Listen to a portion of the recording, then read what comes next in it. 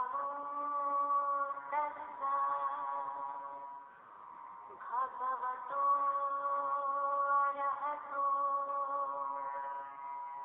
सम्मा सम्बुद्धस्सा नमो तस्सा भगवतो अरहतो सम्मा सम्बुद्धस्सा नमो तस्सा भगवतो अरहतो सम्मा सम्बुद्धस्सा।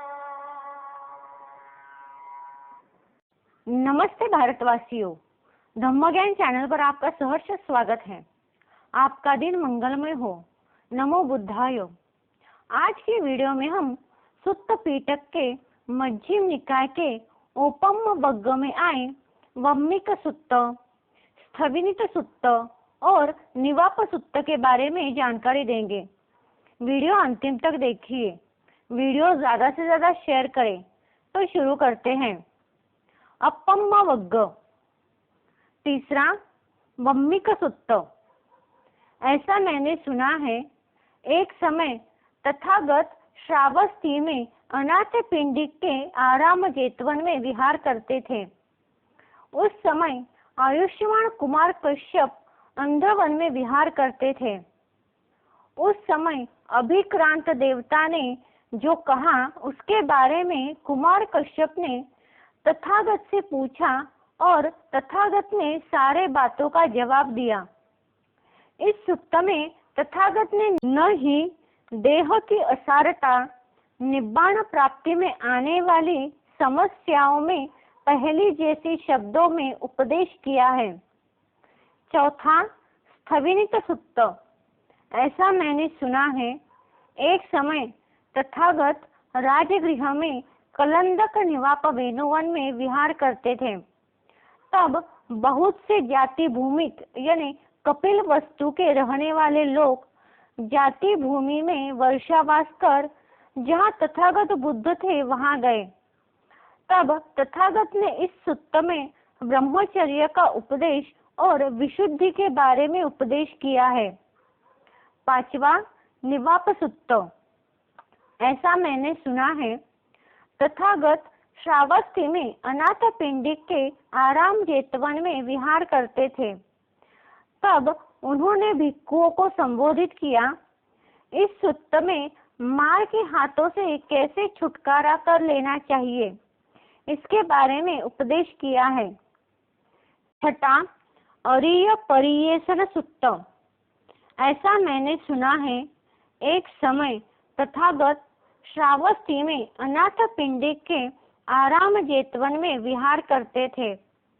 तब तथागत ने भिक्षुओं को अपना जीवन चरित्र ही बता दिया। यह चरित्र इस सुत्त में कहा गया है। तथागत ने कहा, भिक्षुओं, मैं संबोधि प्राप्त करने से पहले असंबुद्ध था। तब स्वयं जाति धर्मों यानी वस्तुओं की ही पर्यवेक्षण करता था। तब मुझे ऐसा लगने लगा कि हमें भौतिक धर्मों की पर्यवेक्षण करने के लिए योगक्षेम अनुत्तर निब्बाण की पर्यवेक्षण क्यों न करूं। भिक्षुओं, मैं उस समय बहुत युवा था, काले बालों वाला नव युवावस्था में था।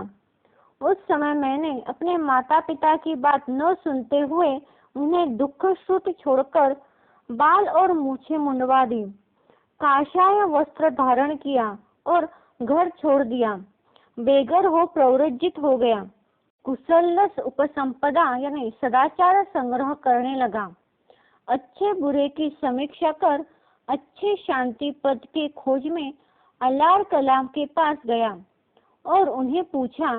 तब उन्होंने मुझे अकिंचनायतन यानी अकिंचन आयतन बताए। उसके बाद उद्दक रामपुत्र ने नेवसणा नासन्नायतन यानी नैव सज्ञान और सज्ञान आयतन बताया, लेकिन उससे मेरे मन की संतुष्टि हो न सकी। उस ज्ञान को अधूरा समझते हुए वहां से मैं निकल पड़ा। मैं मगध देश में उर्वेला सेनानी नामक गांव पहुंच गया। वहां पहुंचने पर एक रमणीय वनखंड में एक नदी को बहते देखा। उसका बहुत ही सुंदर किनारा सफेद सफेद रंग का मुझे खूब पसंद आया। अगल बगल में भोजन मांगने के लिए गांव था। मुझे लगा यह जगह मेरे लिए सही है और यह वन ध्यान साधना के लिए बहुत अच्छा है। यह मन में सोचकर वही बैठा रहा। तो भिक्षुओं, मैं खुद जन्म लेने के स्वभाव को और जन्म लेने के दुष्परिणामों को जानकर जन्म रहित अनुपम योगक्षेम निब्बाण को ढूंढते ढूंढते आखिर मैंने उसे ढूंढ निकाला और प्राप्त किया। यह जरा रहित, व्याधि धम्मा रहित, अमर, शोक विरहित, संक्लेश रहित था। मुझे ज्ञान का साक्षात्कार हुआ। मेरे चित्त की मुक्ति अटल है। इसके बाद अब दूसरा जन्म नहीं होगा। तब भिक्षुओं, मुझे ऐसा लगने लगा मैं गहरा दूरदर्शन, दुर्गेय, शांत, उत्कृष्ट, तर्क संगत, अप्राप्य, प्रवीण पंडितों को समझ में आने योग्य ऐसे धम्म का साक्षात्कार किया है। यह दुनिया काम तृष्णा में रमण करने वाली, कामरत या काम पर प्रसन्न है। इस दुनिया के लिए प्रतीत समुत्पाद यानी कार्य कारण भाव जानने दूरदर्शनीय है और सभी संस्कारों का मुक्त द्वार तृष्णाक्षय, विराग, निरोध और निब्बाण की दूरदर्शनीय है। मैं जब धम्मोपदेश करूं और दूसरे लोग इसे समझ नहीं पाए तो मेरे लिए यह दुखद होगा। मेरे मन में इस तरफ की भावना से मेरा चित्त धम्म प्रचार की तरफ मुड़े बिना अल्प उत्सुकता की तरफ ही मुड़ गया। ब्रह्मा सहपति ने मेरे इस दुविधा को जानकर और उसके मन में परोपकार की भावना जागृत हुई। उसने मुझे विनती की, भगवान, आपको धम्मोपदेश करना चाहिए क्योंकि दुनिया दुख से भरी पड़ी है और उन्हें थोड़ा समझने की जरूरत है। ऐसे लोगों को धम्म सुनने को नहीं मिला तो वो नष्ट हो जाएंगे।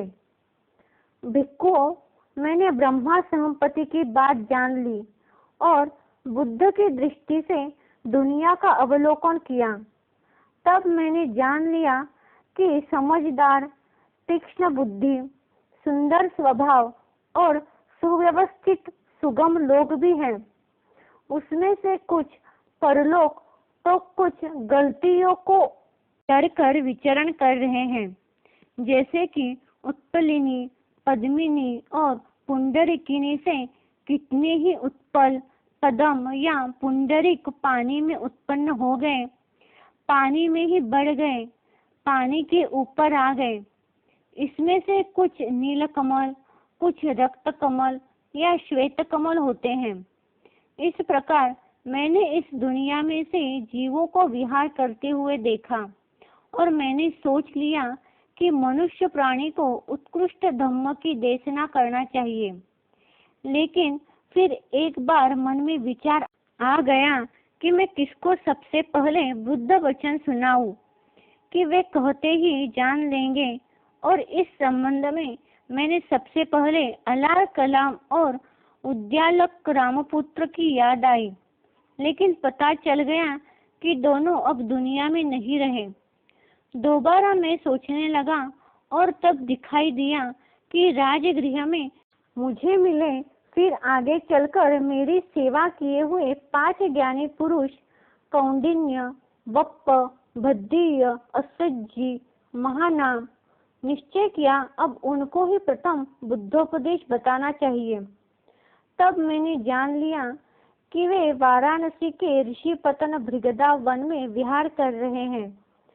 तब तथागत उनसे मिलने के लिए सारनाथ पहुंच गए। उन्हें तथागत बोले, भिक्षुओं, मेरे पास आ जाओ। मैंने जिस अमृत का रसपान किया है उसको मैं तुम्हें रसपान करवाता हूँ।